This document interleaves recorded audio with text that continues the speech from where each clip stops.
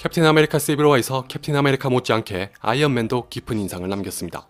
아마 시빌워를 보고 아이언맨 속편이 나오길 바란 사람이 저만은 아닐 거라고 확신합니다. 관점에 따라서는 더 큰 공감을 얻고도 남았습니다. 단지 부모님을 잃었다는 비극적인 요인 때문만은 아닙니다.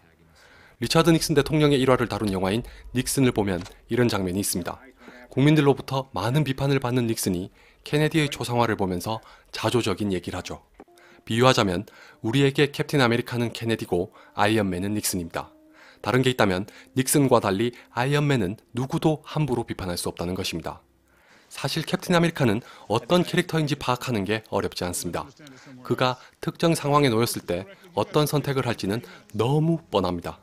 그런데 현실에서 이런 사람을 보면 종종 옳은 걸 알면서도 답답하고 융통성 없는 사람으로 치부하기 일쑤입니다. 닉 퓨리는 자신도 한때 이상적인 태도를 유지하다가 그 바람에 눈을 잃었으며 블랙 위도우에게는 캡틴과 같은 도덕심이 없다는 말을 했습니다.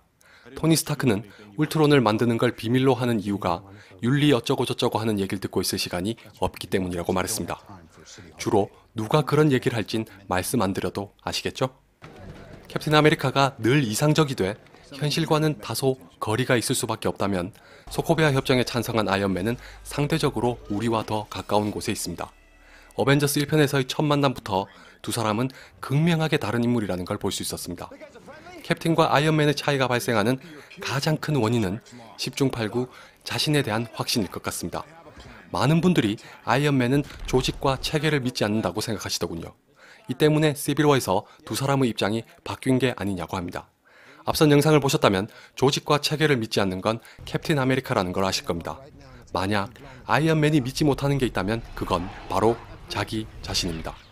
마블 시네마틱 유니버스의 주요 테마 중 하나라고 말씀드렸던 자유의 관점에서 보자면 토니 스타크는 책임과 의무가 결여된 방종과 다름없는 삶을 살았습니다. 덕분에 마블 시네마틱 유니버스를 통틀어 가장 파란만장한 여정을 거쳤습니다.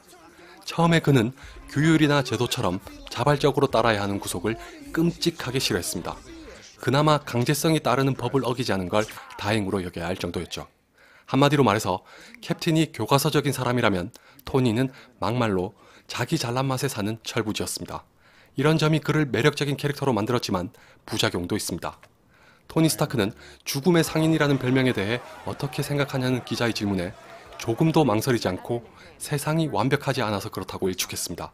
아주 현실적인 답변인 동시에 누군가를 죽이는 무기를 만들어서 파는 사람이라기엔 상당히 무책임하죠.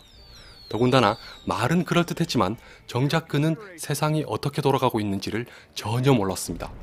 관심이라도 있었는지 의문이 생길 정도였습니다. 오죽했으면 오베디아가 토니를 두고 참 순진하다고 했을까요? 아프가니스탄에서 습격을 받고서야 자신이 무슨 짓을 저지르는데 일조하고 있었는지를 알았습니다. 과연 까맣게 몰랐다는 것이 면죄부가 될 수 있을까요? 그렇지 않습니다. 현실에서 기업의 비리가 밝혀지자 대표는 몰랐다고 한다면 둘 중 하나입니다. 거짓말이거나 무책임하거나. 토니는 뒤늦게나마 잘못을 깨닫고 세상엔 무기보다 더 중요한 것이 있다고 하며 군수산업을 접었습니다. 더 나아가 자신의 과오를 바로잡기 위해서 아이언맨으로 활동하기 시작했습니다. 어벤져스에서 언쟁을 벌이다가 토니는 자신을 위해서 싸울 뿐이라고 했던 캡틴의 지적은 날카로웠습니다. 물론 마지막에는 그도 캡틴처럼 희생정신을 발휘하긴 했죠. 아이언맨은 토니 스타크가 가진 죄책감이 원동력이었습니다. 이것을 상징하는 것이 바로 아이언맨의 가슴에 있는 아크 리액터입니다. 그가 평생토록 짊어져야 할지도 모를 원죄였던 셈이죠. 아이언맨 3편의 결말에서 수술을 통해 파편을 제거하기 전까지의 그는 과거에 무책임했던 자신이 본의 아니게 저질렀던 실수를 만회하기 위해 안간힘을 썼습니다. 2편에선 박람회와 법정을 무대로 자신이 평화를 가져왔다고 만천하에 떠들었습니다. 이건 과거의 잘못을 바로잡기 위해 이만큼 노력했다는 걸 알아달라는 선전과 마찬가지였습니다. 엑스포의 목적 자체도 이와 무관하지 않습니다. 페퍼는 시간 낭비일 뿐이라고 했지만 토니는 지금의 자신에게 무엇보다 중요하다고 했습니다. 세상을 바꿀 수 있는 기틀을 마련할 수 있을 것이라고 믿었기 때문입니다. 정확히 말하면 그렇다고 믿어야만 했습니다. 즉, 자신이 저질렀던 과오의 망령에서 벗어나려고 어마어마한 금액을 투자한 게 박람회였던 셈입니다. 아마 이 얘기를 들으시면 시빌워에서 본 두 가지가 떠오르실 거라고 생각합니다. 하나는 MIT에서 학생들 전원의 연구에 투자하겠다고 한 것이고, 다른 하나는 그 자리를 빠져나오면서 마주쳤던 국무부 직원과의 대화입니다. 아들을 잃은 그 여성은 토니에게 실수를 저질러도 부자니까 돈으로 만회할 수 있다고 생각하냐고 비판했습니다. 토니 스타크가 그렇게 안이한 발상을 가진 건 아니지만 마냥 틀린 얘기도 아니었습니다. 이 편을 보면 그가 죄책감에 시달린 나머지 거의 강박적으로 세상을 바꾸려 한다는 걸 알 수 있습니다. 이로 인해서 쉬이 떨치기 힘든 중압감과 스트레스에 시달린다는 걸 상징한 게 바로 아크 리액터로 인한 부작용이었습니다. 자신을 살아있게 하면서도 죽어가게 만드는 모순을 견디지 못하고 파티까지 난장판으로 만들었죠. 다행히 아버지의 사랑과 조언으로 극복한다는 건 지극히 디즈니다운 해결이었습니다. 3편의 경우는 어벤져스 사태로 인한 불안과 더불어 또 한 번 자신의 과오와 싸우는 토니의 이야기였습니다. 아예 처음부터 우린 스스로 악마를 만든다는 토니의 대사로 시작하죠. 여기서 말하는 악마란 1999년에 자신이 무심하게 대했던 과학자인 알드리치 킬리언이었습니다. 그가 다시 나타나기 전까지는 자신이 어떻게 했었는지 기억조차 못하고 있었습니다.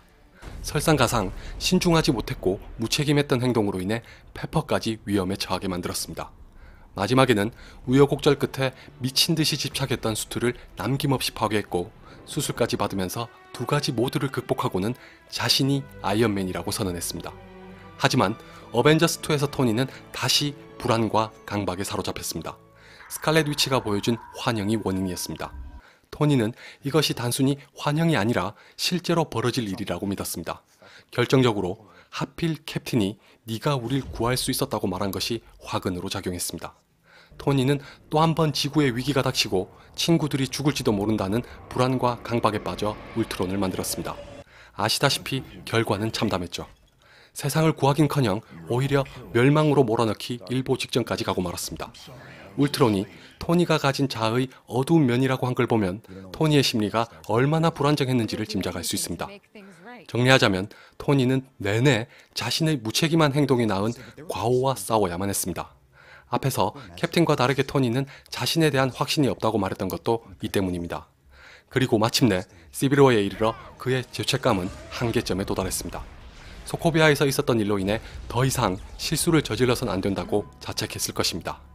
페퍼까지 떠난 마당에 자신을 다잡아줄 무언가가 간절하게 필요했고 그것이 바로 소코비아 협정으로 나타났습니다. 토니는 3편에서 자신을 과학자나 기업인이 아니라 정비공이라고 소개했습니다. 잘못된 것이 있으면 고치고 그러기 위해서 무언가를 만드는 사람이라는 것이었습니다. 그런 의미에서 소코비아 협정은 비록 끔찍하게 싫어하는 구속을 강제하는 것이지만 자신을 통제하고 안정을 가져올 수 있는 장치였습니다. 여기서 캡틴과의 큰 차이가 있습니다. 토니는 캡틴을 가리켜 어두운 면이 없는 사람은 믿지 않는다고 했습니다. 이때 캡틴은 자네가 아직 보지 못했을 뿐이라고 했습니다. 이 말 그대로입니다. 캡틴에게도 고통이 있고 슬픔이 있으며 죄책감이 있습니다. 단지 명분이 있거나 그것을 스스로 떠안으며 극복하려고 노력합니다. 윈터 솔저의 닉 퓨리와 시빌워의 스칼렛 위치에게 그렇게 얘기했죠. 자신이 소코비아 협정을 반대하는 이유 중 하나로 문제가 발생했을 때 책임 회피를 위한 것으로 보일 수 있다는 말도 했습니다. 이래저래 대단한 사람이죠. 반면에 토니 스타크는 이것을 견디지 못했습니다.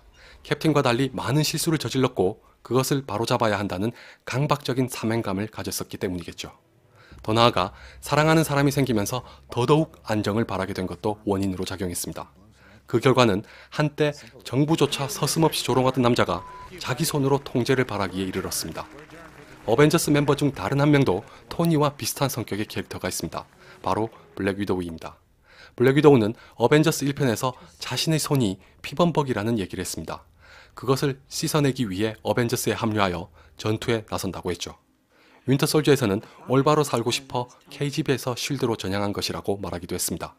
토니 스타크는 캡틴 아메리카처럼 이상적이진 않은 대신 인간적으로 아주 매력적인 인물입니다. 시빌워가 깊은 고민을 안겨주는 것도 그래서입니다. 몇 년 전에 방황하는 칼날이란 영화를 보고 썼던 리뷰에서 제가 이런 얘기를 했습니다. 이상을 추구하는 것이 현실을 해야 할 때 과연 우린 어떤 선택을 해야 하는 걸까? 시빌워에서의 캡틴 아메리카와 아이언맨은 이 질문에 대한 두 가지 선택지를 보여줬습니다. 한 사람은 그럼에도 불구하고 이상을 추구해야 한다고 했으며 다른 한 사람은 현실과 타협하여 피해를 줄여야 한다고 했습니다. 여러분은 어떤 선택을 하시겠습니까? 저는 앞선 영상에서 캡틴의 손을 들어줄 수도 있다고 했습니다. 단, 캡틴 아메리카만을 기준으로 한다면이라고 전제했습니다. 왜냐하면 캡틴처럼 생각하고 행동하는 사람이 많지 않기 때문입니다. 모두에게 힘과 자유가 주어졌을 때 그것에 대한 막중한 책임과 의무를 가지고 올바른 일에만 앞장설 것이라고 장담할 수 없습니다. 그럴 수 있는 사람을 현실에서 찾아보기란 결코 쉽지 않습니다. 그래서 국가가 필요하고 통제와 안정이 필요하겠죠. 한편으로는 캡틴 아메리카를 볼 때마다 바람에 검심해서 악은 곧 베어버린다는 신념을 가진 사이토 하지메를 보고 우스기가 남긴 말이 떠오릅니다. 이 말처럼 제 아무리 올바른 신념이라고 해도 자신의 모든 걸 희생하면서까지 지킬 수 있는 사람은 얼마나 될지 의문입니다. 심지어 시빌워에서는 토니에 이어 캡틴조차도 실수를 저질렀습니다. 윈터 솔저가 자신의 부모를 죽인 것을 알고 있었냐는 토니의 질문에는 거짓말도 했죠. 제 기억이 맞다면 캡틴 또는 스티브가 거짓말을 한 건 이번이 두 번째고 말을 머뭇거린 건 처음입니다. 나이지리아에서의 사고도 윈터 솔저와 관련한 탓이었고 이건 그가 인간적인 약점을 노출하고 만 것이었습니다. 급기야 캡틴은 자신의 분신이자 상징이었던 방패를 남겨두고 떠났습니다. 넌 그걸 가질 자격이 없다는 아이언맨의 말을 스스로도 수긍했기 때문입니다. 완전 무결한 것만 같던 이상주의의 기치로서의 캡틴 아메리카가 아니라 이젠 자신을 기억하는 유일한 친구와 함께한 스티브 로저스로 돌아간 것이었습니다. 같은 맥락에서 토니 스타크가 인간적으로 아주 매력적인 인물이라고 했습니다. 인간은 누구나 실수를 하면서 성장합니다. 실수로부터 무언가를 배울 수 있기에 아픈 만큼 성숙해진다는 말도 있습니다. 토니 스타크는 항상 그런 노력을 하면서 성장하는 과정을 보여줬습니다. 더군다나 그가 현실과 타협한 건 순전히 자신만의 편의와 이기를 위한 선택이 아니었습니다. 아이언맨이 줄곧 그랬던 것처럼 캡틴도 가족과 다름없는 친구를 만나면서 좋게 말하면 완전하지 않은 인간미가 부여됐습니다. 그도 결국 사람이었기에 실수를 저질렀다는 의미입니다. 그렇다면 결과적으로 토니의 선택이 옳은 걸까요? 고결한 것만 같던 캡틴마저 실수를 저지르니 이상주의를 포기하고 현실적인 대안을 택하는 것이 정답일까요? 이 역시 당연하게도 여러분 각자가 판단하실 문제입니다. 영화의 주제는 여기서 더 나아간 것이기도 하죠. 감히 누가 옳은지 그른지를 쉽게 판별할 수 있는 사안도 아닙니다. 만약 여러분이 이걸로 싸우고 있다면 영화 속 캡틴과 아이언맨이 저질렀던 것과 똑같은 실수를 자행하고 있는 셈입니다.